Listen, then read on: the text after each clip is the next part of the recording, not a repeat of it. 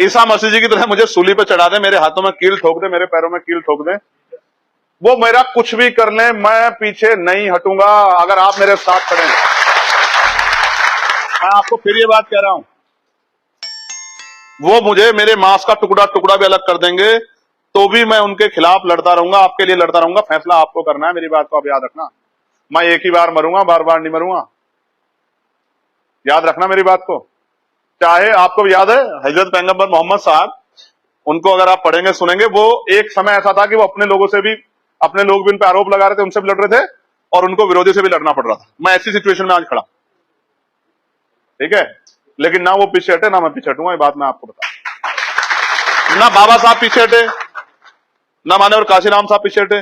वो जब लड़ रहे थे बाबा साहब यहां जाके गोलमेज में, तो भारत का अखबार उनको अपमानजनक शब्दों का प्रयोग करा था, लेकिन वो हटे नहीं। उन्होंने अपने राष्ट्र के प्रति भक्ति को भी और अपने लोगों के प्रति उनकी शक्ति को भी, दोनों को जो है सुनिश्चित किया। ये मजबूत रहिए, कोई कुपोषण का शिकार नहीं होगा बच्चा। घर में उसको कुछ मिले ना मिले, लेकिन स्कूल में उसको इतना कुछ मिलेगा कि वो मजबूत शरीर का होगा और अपना जाके तरक्की की लड़ाई लड़ेगा अपनी। और अंत में आखिरी जो बात है इंपॉर्टेंट, शहरों के विकास हुए हैं, ये बात काफी हद तक सही है।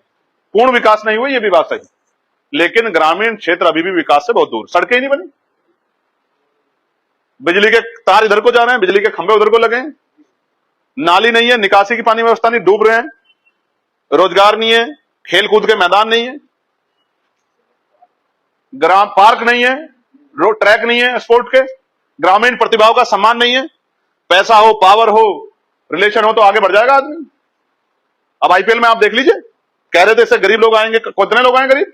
जो अभी गया टीम में बाहर बैठा है, करोड़ों रुपए में बेचा जा रहा है, करोड़ों रुपए में खरीदा जा रहा है, करोड़ों रुपए कमाए जा रहे हैं, सब अमीरों की जेब चला गया। कितने ऐसे प्लेयर हैं जिनमें काबिलियत है, पीछे बिठा रखे हैं पिछली लाइन में। मैं आपको विश्वास दिलाता हूं, ग्रामीण प्रतिभाओं का सम्मान करेगी सरकार, ग्राम को, शहर को भी बसाएगी, शहर को मजबूत करेगी, लेकिन गांव कोई ऐसा नहीं बचेगा जिसका विकास सुनिश्चित ना हो। ग्रामीण क्षेत्रों में विकास की गति को तेज किया जाएगा, सड़कें शानदार होंगी, बिजली पानी की व्यवस्था होगी, निकासी होगी, नालियों की व्यवस्था होगी, तालाब बनेंगे, सौंदर्यीकरण होगा, स्कूल बनेंगे, ग्रामीण क्षेत्रों में छोटे हॉस्पिटल बनेंगे, जहां आवश्यकता होगी बड़े हॉस्पिटल बनेंगे, जहां एम्स की आवश्यकता होगी एम्स बनेगा, जहां मेडिकल कॉलेज की आवश्यकता है मेडिकल कॉलेज बनेगा। एक एक चीज को सुनिश्चित करते हुए गांव को ऐसा चमकाया जाएगा, बनाया जाएगा कि शहर का आदमी कहेगा कि मैं गांव में जाके रहना चाहता हूं, गांव में जाके अपने आप के जीवन को आगे बढ़ाना चाहता हूं। मैं आपको इस बात का, और हर गांव को शहर के साथ इस तरह से जोड़ा जाएगा कि अगर कोई आवश्यकता पड़ेगी तो 15, 20, 25 मिनट में जिला मुख्यालय पे आदमी पहुंच जाएगा। हालांकि सुविधाएं तो जिला मुख्यालय से पहले भी मिलेंगी, लेकिन अगर जिला मुख्यालय भी पहुंचना चाहता है, ट्रेन के लिंक हो, बस सेवा हो, अब जो जोमेटो और ये सब चीजें आप देखते हो जो शहरों को मिलते हैं, मैं आपको विश्वास दिलाता हूं ग्रामीण क्षेत्रों तक डिलीवरियां होंगी, कोरियर पहुंचेंगे, ग्रामीण क्षेत्रों में भी ये चीजें जाएंगी। मैं दुनिया का अध्ययन करके आया हूं, मैं वहां गाड़ी में बैठ के घूमने नहीं गया था मेरे दोस्तों। गाड़ी तो मैंने उनको दिखाई जो गाड़ी देखना चाहते हैं, जो गाड़ी देखना चाहते हैं मैंने उनको गाड़ी दिखाई, और जो अपने बच्चों का और अपने समाज का, अपने क्षेत्र का, अपने प्रदेश का, अपने जिले का भविष्य देखना चाहते हैं, आप और मैं लोग, मैंने आपको बताया कि मैं क्या करके आया। और आज मैं आपको कह रहा हूं, आप सब लोग गवाह रहेंगे, जो बात मैंने आपसे कही है आपने नहीं सुनी होगी, लेकिन अगले 4-5 दिन बाद नेताओं की पीसी में आप इस बात को सुन लेना। वो कहेंगे हम ये करेंगे, ये करेंगे। अगर आप इतने पॉलिसी वाले थे, जैसे एक पार्टी ने कहा, उनके नेता ने, कि हम लोग पुरानी पेंशन लागू करेंगे, अभी परसों के अखबार मैंने पढ़ा, और मैं आपको बताना चाहता हूं कि उस पुरानी पेंशन कब खत्म हुई साथियों? 2003 से, 4 से, 3 में खत्म हुई, 4 को कनेक्ट किया गया, 5 से बिल्कुल खत्म हो गई। लेकिन वो सरकार 2012 से 17 रही, क्यों नहीं किया आपने? क्यों नहीं की 5 साल आपने? प्रमुख पूर्ण बहुमत की सरकार थी, क्यों नहीं किया आपने? क्योंकि आज आपको उनका वोट चाहिए। जिन महापुरुषों के नाम पे बने जिले आपने बर्बाद कर दिए। आज तक भी बाबा साहब अम्बेडकर की जयंती की परमिशन नहीं मिलती है, सतगुरु रविदास जी की जयंती की परमिशन नहीं मिलती है, महर्षि कश्यप की जयंती की परमिशन नहीं मिलती है, राष्ट्रपिता फूले जी की जयंती की परमिशन नहीं मिलती है। आज भी आपको मूर्ति लगानी हो अपने गुरु घर में तो आपको परमिशन लेनी पड़ेगी। अपने घर में लगानी हो, अपने गुरु घर में लगानी हो, अपने धार्मिक स्थल पे लगानी हो, अपने पार्क में लगानी हो, बिना परमिशन के नहीं हो। तो मैं आपको गारंटी देता हूं, सरकार की लड़ाई मूर्तियों की नहीं रहेगी, लेकिन किसी के भी धार्मिक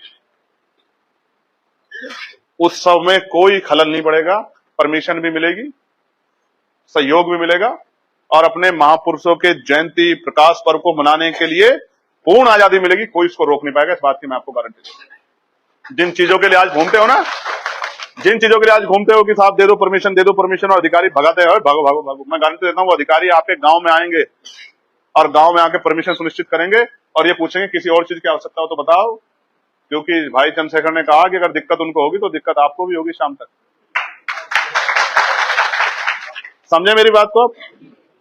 मैं आज विश्वास दिलाता हूं, चाहे वो हमारे मुस्लिम समाज के लोग हों, चाहे वो हमारे हिंदू समाज के लोग हों, चाहे हमारे सिख समाज के लोग हों, चाहे हमारे जैन समाज के लोग हों, चाहे हमारे वो किसी भी समाज के लोग हों, उनकी धार्मिक मान्यताओं को, धार्मिक स्थलों को संरक्षित करेगी सरकार।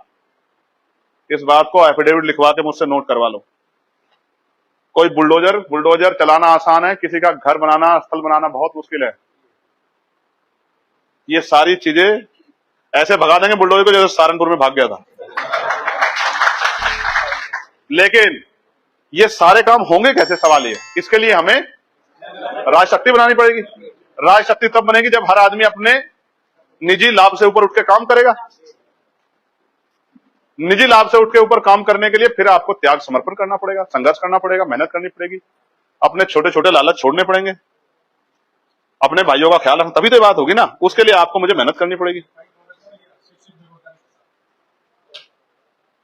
ये मैंने नोट कराया था। ओमपाल जी इसको कह रहे हैं कि मैं इसको दोहरा दूं। मैं ये कह रहा हूं जो अब तक मैंने कहा है वही आप उसी को जाके गांव गांव तक, मैं कह रहा हूं एफिडेविट देगी सरकार इस बात का। क्या देगी? एफिडेविट की सरकार ये करेगी। ऐसे नहीं कि मुंह से बोल दे कुछ भी कि आय दोगुनी करेंगे और 500 रुपए महीना देते हैं और 6,000 रुपए कहते हैं। 6,000 रुपए सम्मान निधि, ये नहीं बताते कि 12 महीने से जब उसको डिवाइड करेंगे तो 500 रुपए मिलते हैं। महिलाओं को पेंशन कहते हैं कि हम 6,000 रुपए देते, 3,000 रुपए, ये नहीं बताते कि वो 3,000 रुपए 6 महीने के हैं, सालाना के हैं। महीने में क्या मिलता? जूता नहीं आता। पानी की बोतल 20 रुपए की आती है, 10 रुपए की, 20 रुपए की, 15 रुपए की। एक महीने के लिए साफ पानी नहीं, मैं आपको गारंटी देता हूं। आज मुझसे मत कहलवाओ, मैं बहुत जिम्मेदार से कह रहा हूं। पीने के लिए साफ पानी नहीं है हमारे लोगों को, नलकों से जहर निकल रहा है, टंकियों के हालात खराब हैं। जल नल योजना की बात करते हैं, मैं आपको गारंटी दूंगा फिल्टर से बेहतर पानी अगर नहीं पिला उत्तर प्रदेश के हर गांव को, तो आप मुझसे अगले एक साल में सवाल कर देना। उत्तर प्रदेश के हर गांव तक, आखिरी घर तक, वो चोटी पे होगा या वो नीचे होगा जमीन में, उस तक साफ पानी पहुंचाएगी सरकार पॉलिसी बना के। ऐसा साफ पानी जिसे पी के वो डकार लेके कहेगा कि भाई मैं पहली बार ऐसा महसूस कर रहा हूं। मैंने देखा है देश को, मैंने उड़ीसा भी देखा है, मैंने छत्तीसगढ़ भी देखा है, मैंने बिहार भी देखा है। मैंने ऐसे लोग भी देखे जो अपना जीवन चलाने के लिए चूहे खाते हैं। मैंने ऐसे लोग भी देखे हैं जो अपना जीवन तालाब से और दूर में जाइए, हमारे यहाँ वन गुजर है बेट में ऊपर, वो पानी इकट्ठा करते हैं, उनके बच्चे उसको गिलासों से भरते हैं, उस पानी को जाकर पीते हैं। कि जानवर जो जिंदगी देके बैठे। हम लोग नहीं समझ पाए। हम राजनीति नहीं कर रहे, हम राजनीति का शिकार हो रहे हैं। पैसे वाले लोगों ने राजनीति पर अवैध कब्जा कर लिया है, उन्होंने राजनीति को अपनी जेब में रख लिया। नेताओं की चौकटों के आगे अधिकारी कर्मचारी मजबूर हो गए। अधिकारी अच्छा काम करना चाहे तो कर नहीं पा रहे, पूरे सिस्टम को हाईजैक कर लिया। गरीबों के हितैषी बनने वाले लोग, गरीबों के लिए एक पॉलिसी उनके पास नहीं। मैं पूछना चाहता हूं, ये पॉलिसी जो की बात मैं आज कर रहा हूं, ये सरकारें 10 साल पहले क्यों नहीं लागू की, 20 साल पहले क्यों लागू की? आज देश बदल नहीं जाता क्या? भाजपा कहती थी हमें एक मौका दे दो, तीसरी योजना में बैठे। कांग्रेस ने इतने लंबे समय राज किया और कोई ऐसी सरकार नहीं है, कांग्रेस है, समाजवादी है, बीएसपी, जो सरकारों में ना रही। बताओ कितनी हालतें बदली है दलितों, पिछड़ों, मुसलमानों के। आप अपने दिल से पूछ के देख। आप मेहनत करना छोड़ के बताओ सरकार के भरोसे क्या बदला आपके जीवन में। और मैं आपको गारंटी देता हूं, एक अवसर के बाद अवसर उत्तर प्रदेश में होगा और धड़कन पूरे देश के नेताओं की रुक जाएगी। मेरी बात को आप पर्चा भर देना जाके, लोग सिंबल को वोट दे देंगे। आप 90 सीट पे प्रचार करने मत जाना, आप बहुमत में आके खड़े होंगे। बात पॉलिसी की है। कुछ लोग चुनाव लड़ेंगे, कुछ लोग नहीं लड़ेंगे, लेकिन लाभ जनता को मिलना है तो आपको जनता के बीच जाना है। शिक्षित बेरोजगारों को जब तक रोजगार नहीं मिलेगा, पार्टी सरकार भत्ता देगी।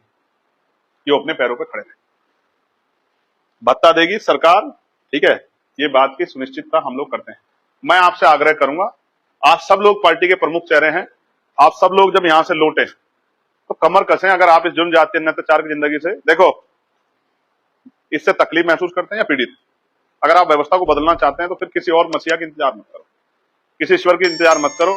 किसी पीर पैगंबर के इंतजार मत करो। उसने ये ताकत आपको दी है, उसने शक्ति आपको दी है, उसने आपको पैदा कर दिया, भेज दिया है। अब आपके अंदर क्षमता होनी चाहिए कि आप काम करो। मैं आपको बहुत जिम्मेदारी से कह रहा हूं, मेरी बात पे गौर करो। ये लड़ाई जीतनी है तो आपको मुझे संघर्ष करना ही पड़ेगा, हम पे इसके अलावा कोई रास्ता नहीं। और जब तक हम लोकतंत्र में भाईचारा बना के 50.1% पे नहीं पहुंचेंगे, हम लोग कामयाब नहीं। और जिस तरह वोट काटी गई हैं, जिस तरह के हालात है, ये हमारे सामने हैं। और जिस तरह बंगाल का चुनाव हुआ है, ये आपने मैंने सबने रिजल्ट में देख लिया। क्या हम अपने यहां बंगाल का होने का इंतजार कर रहे हैं? तो फिर हमें समझना पड़ेगा कि हमें हर एक आदमी को साथ लेके चलना है, उसके सम्मान का ख्याल रखना है। समझे आप? मैं आपसे बात इसलिए कह रहा हूं क्योंकि हमारी जो पार्टी का परिवार है, चेहरा है, नेतृत्व, वो आप लोग। आप यहां अभी 90 की संख्या के करीब लोग हैं। और इस जिले में गांव कितने हैं? 1123। एक महीने में मेरी बात जिले के हर गांव में होगी। 2068 गांव है, तो भी एक महीने के अंदर ही अगर आप करने की ठान लोगे तो ये बात, अगर आप अपने लोगों के हालात ही बदलना चाहते तो मैं कुछ कर नहीं सकता। अगर आप बदलना चाहते हैं तो फिर हम लोग मेहनत करें, सब लोग मिलके, और अपनी बात को पहुंचाएं, लोगों के अंदर विश्वास पैदा करें। और देखो, नगीना से पूरा प्रदेश नहीं तैयार किया था, इसलिए मैं यहां से थोड़ा सा भागदौड़ करता रहता हूं, यात्रा कर रहा हूं, सब चीजें।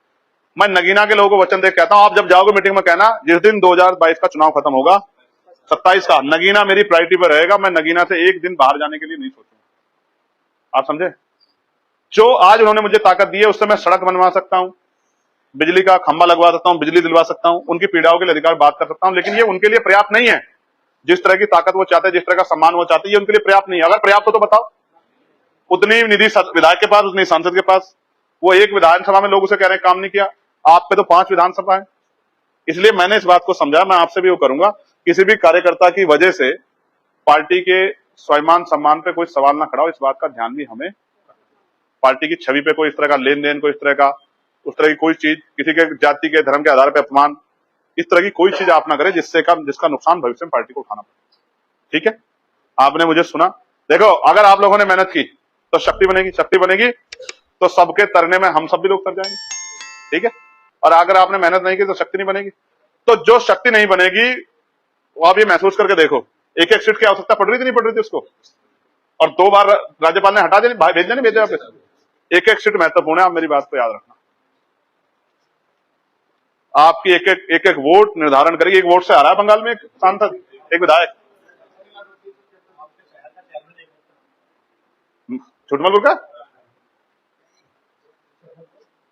छुटमलपुर का हमारे यहाँ का एक वोट से है, हमारे यहाँ चेयरमैन।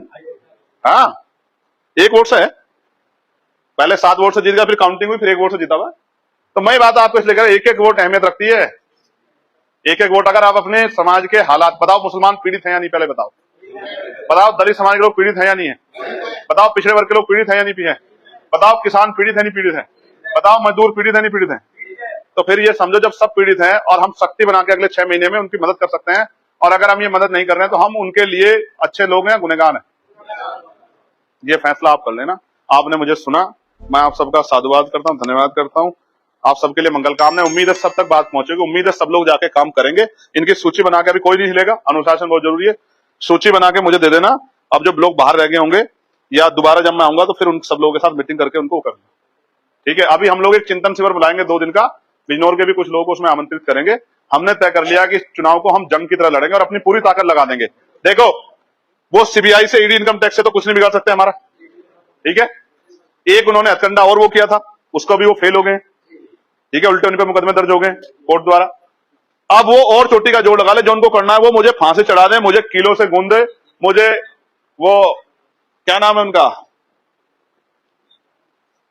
ये जो हमारे क्रिश्चियन लोग धर्म, ईसा मसीह जी की तरह मुझे सूली पे चढ़ा दे, मेरे हाथों में कील ठोक दे, मेरे पैरों में कील ठोक दे, वो मेरा कुछ भी कर ले, मैं पीछे नहीं हटूंगा अगर आप मेरे साथ खड़े हैं।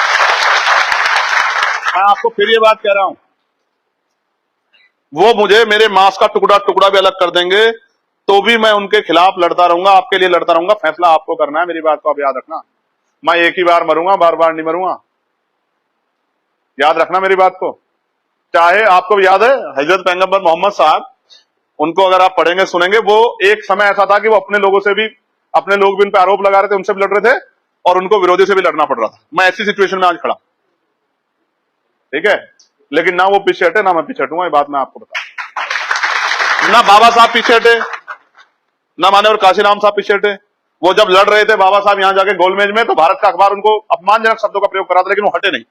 उन्होंने अपने राष्ट्र के प्रति भक्ति को भी और अपने लोगों के प्रति उनकी शक्ति को भी, दोनों को जो है सुनिश्चित किया।